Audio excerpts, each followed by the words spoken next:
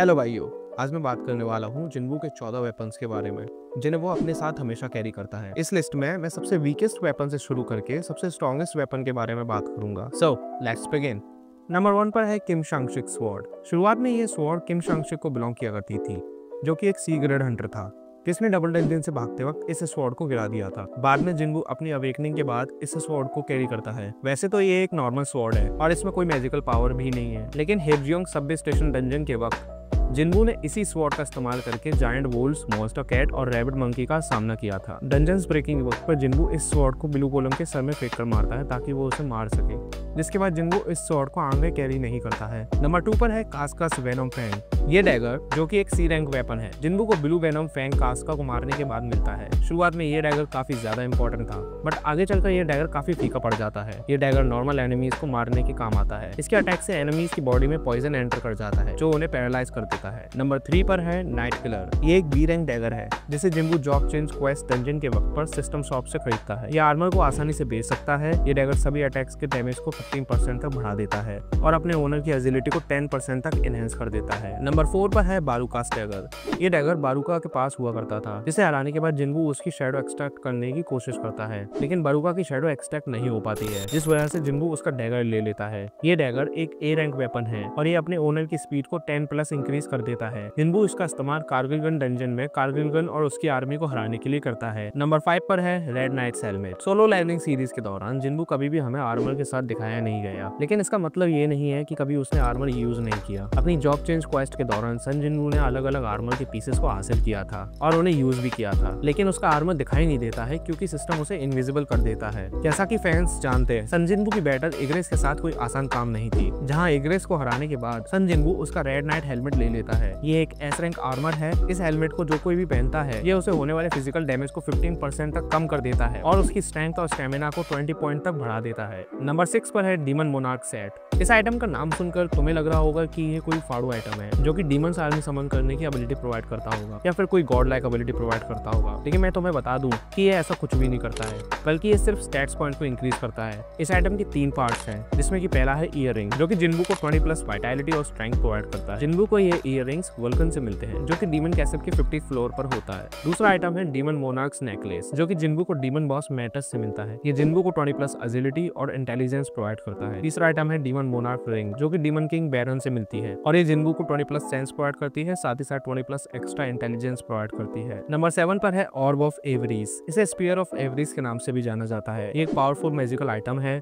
जो कि जिन्बू को डीमन कैसल में एस रैंक डीमन वल्कन को हराने के बाद मिलता है। ये ओन आइटम में से एक है जो जिन्बू को डीमन मोनार्क ईयरिंग के साथ मिला था। ये आर्टिफैक्ट ओनर की मैजिकल एबिलिटी को एनहांस कर देता है, जिसकी वजह से ये हंटर्स के बीच में एक हाईली पॉपुलर आइटम है। डीमन कैसल में ऑर्ब ऑफ एवरीज को हासिल करने के बाद जिन्बू इसे हंटर्स ऑक्शन में बेचने के बारे में सोचता है, जहां पर इसकी बढ़ती हुई कीमत को देखकर जिन्बू इसे अपने पास रखने का फैसला करता है और बाद में वो इसे अपने शैडो सोल्जर टस्क को दे देता है। जब टस्क इस ऑर्ब का इस्तेमाल करना शुरू करता है तो उसकी फायर मैजिक पावर हद से ज्यादा पावरफुल हो जाती है, जिसकी वजह से वो सिर्फ कुछ ही सेकंड में मल्टीपल हाई रैंकिंग डीमंस और डीमन लॉर्ड को खत्म कर देता है। नंबर 8 पर है डीमन किंग्स डैगर। ये एक पेयर्स ऑफ डैगर्स है जिन्हें ओरिजिनली डीमन किंग बैरन यूज किया करता था, जिसकी मौत के बाद जिन्बू ने इन डैगर्स को ले लिया। इन डैगर्स का कलर ब्लैक है और इन पे रेड कलर के ब्लेड गार्ड्स लगे हुए हैं, जिसकी वजह से ये एक डीमन माउथ की तरह दिखते हैं। जब ये डैगर्स बैरन के पास थे तो इनमें से रेड ग्लो निकलता था, लेकिन जब जिन्बू ने इन्हें ले लिया तब इनमें से पर्पल ग्लो निकलने लगा। ये डैगर्स अपने यूजर को 220+ का अटैक पावर बूस्ट देते हैं। इन डैगर्स की एक स्पेशल पावर और है जिसे 2S1 कहते हैं, जिससे ईच डैगर को यूजर की स्ट्रेंथ के हिसाब से एक्स्ट्रा अटैक पावर मिलती है। जब कोरिया और जापान के strongest Hunter man eating ends के विरुद्ध में स्ट्रगल कर रहे थे, तब इन डैगर्स का इस्तेमाल करके जिन्बू ने उन सभी एंड्स को ऐसे काट दिया था मानो जैसे कि कोई पेपर हो। लेकिन जब जिन्बू इन डैगर्स को स्टैचू ऑफ गॉड के खिलाफ इस्तेमाल करता है तो ये इनफेक्टिव साबित होते हैं। वहीं ये थॉमस आंड्रे के खिलाफ तो बिल्कुल ही बेकार साबित होते हैं, इतने बेकार कि ये उसकी स्किन को भी नहीं बेच पाते हैं। नंबर 9 पर है डीमन किंग्स लॉन्ग स्वॉर्ड। ये एक तलवार है जो कि ओरिजिनल डीमन किंग बैरन के पास हुआ करती थी, जिसे कि बाद में जिन्बू ने ले लिया, लेकिन जिन्बू एक फास्ट अटैकर है, जिस वजह से ये तलवार उसके फाइटिंग स्टाइल को अच्छी तरह से मैच नहीं नहीं करती, इसलिए जिन्बू ने चाइन के टेस्ट के समय इसे एग्रेस को दे दिया था ताकि वो इसे अपने मेन वेपन के रूप में इस्तेमाल कर सके। ये तलवार एक बहुत ही पावरफुल वेपन है जो अपने यूजर को 350 प्लस का अटैक पावर बूस्ट देती है, जिससे ये जिन्बू के आर्सेनल में कामिश रेत के बाद दूसरा सबसे स्ट्रॉन्ग वेपन बन जाता है। इसका एक सेकंड इफेक्ट भी है जिसे स्टॉर्म ऑफ व्हाइट फ्लेम कहा जाता है, जो कि इसे घुमाने पर अपने आप ही एक्टिव हो जाता है,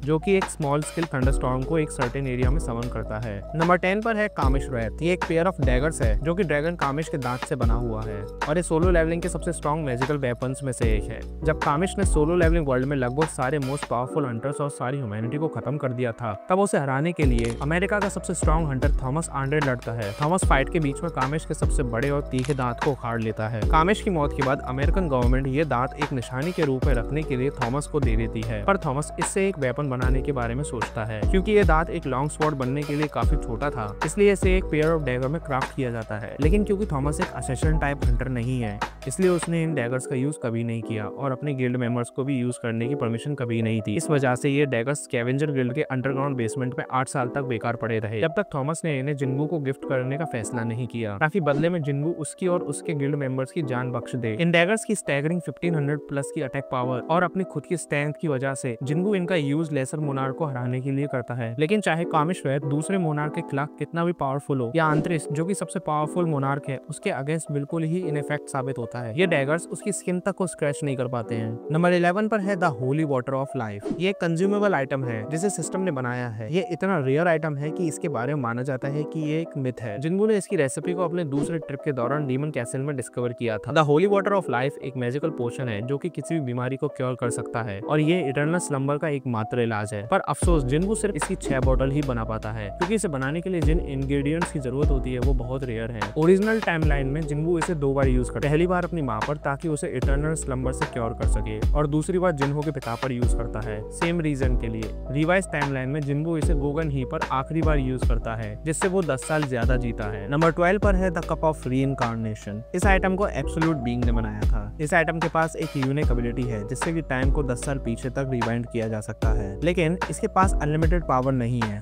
और अगर इसे ज्यादा बार यूज किया जाता है तो ये बेकार हो जाता है। और ये मोनार्क और रूलर को अफेक्ट नहीं करता है, क्योंकि वो अपनी पावर्स और ओरिजिनल टाइमलाइन की मेमोरीज को रिटेन कर लेते हैं। आंतरिस को हराने के बाद जिन्बू रूलर से कप ऑफ रीइंकार्नेशन को एक आखिरी बार यूज करने की रिक्वेस्ट करता है, ताकि वो उन सभी लोगों को वापस ला सके जिन्हें उसने मोनार्क से लड़ते वक्त खो दिया था, क्योंकि कप में बस एक आखिरी बार के लिए ही पावर बची हुई थी। रूलर्स जिन्बू को चेतावनी देते कि अगर उसने इसे एक्टिवेट किया तो वो किसी को भी याद नहीं रहेगा, और अगर वो फेल हो गया तो सब कुछ खत्म हो जाएगा। लेकिन जिन्बू अपने फैसले पर बिल्कुल अड़ा हुआ था। जब रूलर्स को ये समझ आ गया कि जिन्बू सब कुछ खुद ही करने की सोच रहा है, तो रूलर्स ने उसे शुभकामनाएं दी और कप को एक आखिरी बार यूज किया, जिसके बाद टाइम 10 साल पीछे रिवाइंड हो गया। नंबर 13 पे है द ब्लैक हार्ट। यह ऑब्जेक्ट ओरिजिनली शैडो मोनार्क एशबॉर्न के पास था और बाद में सन जिन्बू को मिल जाता है। यह आइटम इतना पावरफुल है कि ये किसी भी कैटेगरी में नहीं आता है। सारी कैटेगरीज इसके लिए छोटी हैं। यह ऑब्जेक्ट अपने ओनर को 1 लाख माना प्रोवाइड करता है, जिसकी मदद से ये अपने ओनर को ओमनीपोटेंट बना देता है। सिंपल वर्ड्स में कहूँ तो ये अपने ओनर को भगवान बना देता है। इसका ओनर किसी को भी लिटरली पलक झपकते ही खत्म कर सकता है।